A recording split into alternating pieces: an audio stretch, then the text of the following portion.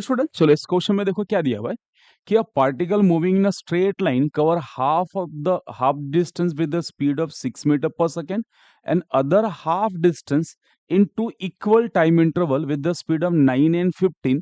Okay then average speed. Okay question में थोड़ा सा क्या किया उन्होंने, जो डेटा दिया कॉम्प्लिकेट देख रखा है। ठीक है, तो प्रॉपर विजुअलाइज करने के लिए तो इसको इस तरह से मार्क कर लेते हैं लाइन पे ऐसे।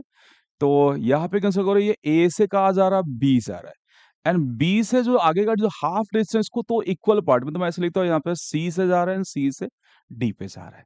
ठीक है, अब देखो गिवन क्या रखा है कि फर्स्ट जो हाफ डिस्टेंस है, ठीक है, मतलब ये जो डिस्टेंस है इसका स्पीड कितना, v1 कितना दिया 6। ओके, एंड रिमेनिंग जो हाफ दो इक्वल टाइम इंटरवल में, तो मैं इसको v2 ले लेता हूँ, v2 कितना दिया 9 एंड v3 कितना दिया 15। अब क्वेश्चन में देखो ये बोल रहा है कि बी और सी दो इक्वल हाफ, क्या रहा जो हाफ रिमेनिंग हाफ डिस्टेंस है दो इक्वल टाइम में बोल रहा है। क्या बोल रहा है वहां पे wording, the other half is covered in two equal time. तो मैं क्या करता हूं, यहाँ का टाइम मैं टी ले लेता हूं। क्या लेता हूं यहाँ पे टाइम, इस टाइम को टी लिया तो ये भी टी हो जाएगा। यहाँ का टाइम मैं टी1 कंसिडर कर लेता हूँ। क्या कंसिडर करता हूँ, टी1। चलो इसको जरा इजी सा समझ में आए तो कैसे मेंशन कर लेते हैं, यहाँ से टी1 टी2 टी3। मान लेता हूँ ये टी1 है, यहाँ पे टाइम टी2 लग रहा है, और ये कितना टी3, और मैं टी2 को टी ले लेता हूँ एंड टी3 भी क्या लेता हूँ टी, बिकॉज दोनों ये इक्वल टाइम से। अब देखो यहाँ पे क्या अपने पास टाइम तो पता है, क्या टाइम पता है, यहाँ पे टाइम पता है टी टी, टी1 नहीं पता है, टी1 भी मुझे टी के फॉर्म में चाहिए। तो ट्राई करेंगे कि टी1 टी2 टी3 सब टाइम टाइम के फॉर्म में आ जाए। दूसरा मुझे डिस्टेंस नहीं पता, डिस्टेंस भी निकाल लेते, तो कैसे निकालेंगे डिस्टेंस, तो पहले स्टार्ट कैसे करते हैं, यहाँ से बोलो स्पीड का फॉर्मूला डिस्टेंस अपॉन टाइम होता है, तो डिस्टेंस कितना आएगा अपने पास, स्पीड इनटू टाइम, ऐसा बोल सकता हूँ। तो अपने बात बताओ d1 कितना आएगा, d1 is v1 into T one, v1 कितना 6 से t1 आएगा। d2 कितना आएगा बताओ, v2 इंटू टी2, v2 कितना अपने पास 9 और t2 t है, तो बोल सकता हूँ यहाँ से ये 9t हो जाएगा। d3 कितना आएगा देखो, d3 कितना आएगा, v3 इंटू टी3 मतलब 15 इंटू टी, तो ये हो गया आपके पास 15t। अब d1 d2 d3, यहाँ पे देखो d2 और d3 t के फॉर्म में, अगर मुझे यहाँ पे क्या होगा d1 भी t के फॉर्म में मिल जाए, तो जब टोटल एवरेज स्पीड के फॉर्मूले में पुट करेंगे तो ऊपर भी t और नीचे भी t कैंसिल हो जाएगा।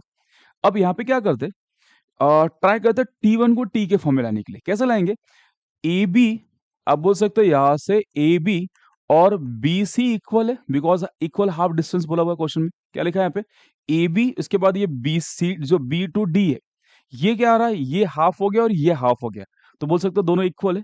तो ए बी अपने पास कितना है, d1 है, और बी सी कितना आएगा अपने पास d2 प्लस और d3। d1 कितना अपने पास आया था 6 time of t1, d2 dt कितना अपने पास, ये 9t प्लस कितना अपने पास 15t। तो यहाँ पे आ गया 6t1 is equal to 24t।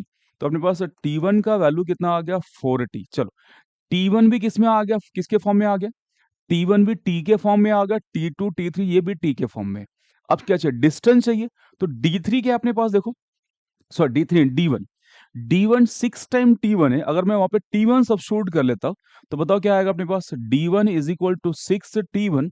तो यहां से 6 इंटू टी1 का वैल्यू कितना है यहाँ पे 4t, कितना हो जाएगा बोलो, तो ये हो जाएगा 24t। चलो मिल गया यहाँ पे। तो d1 अब हो सकता है d1 d2 d3 ये t के फॉर्म में हो गया, t1 t2 t3 ये भी t के फॉर्म में हो गया।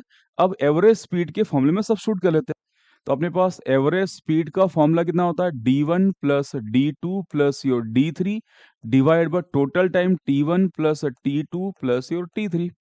चलो d1 कितना है बताओ, d1 का वैल्यू कितना आया था अपने पास 24t प्लस d2 कितना है अपने पास 9t, d3 कितना अपने पास 15t। चलो आ गया यहां तक। नीचे t1 का वैल्यू कितना अपने पास, t1 इज 4t, t2 और t3 क्या है, t और t है, लाइक ऐसे t प्लस योर t।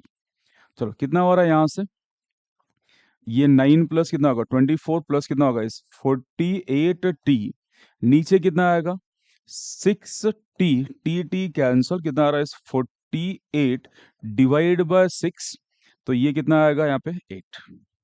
ठीक है, तो 8 मीटर पर सेकेंड है कहीं पे option, option T. Simple question में क्या था, थोड़ा सा डेटा कंफ्यूजिंग था, तो हमने क्या ट्राई किया है कि इस डिस्टेंस को भी टी के फॉर्म में निकालें और स्पीड को क्या होगा टाइम को भी टी के फॉर्म में निकालें, क्योंकि हमने यहाँ पे टाइम टी और टी लिया था, तो ट्राई किया कि टी1 भी टी के फॉर्म में आ जाए और साथ में जो डी1 डी2 डी3 ये भी किसके फॉर्म में आ जाए, टी के फॉर्म में आ जाए। तो हमने सब टी के फॉर्म में कैलकुलेट करके वहां पे सब्स्टिट्यूट कर लिया। चलो क्लियर समझ में आया? Thank you.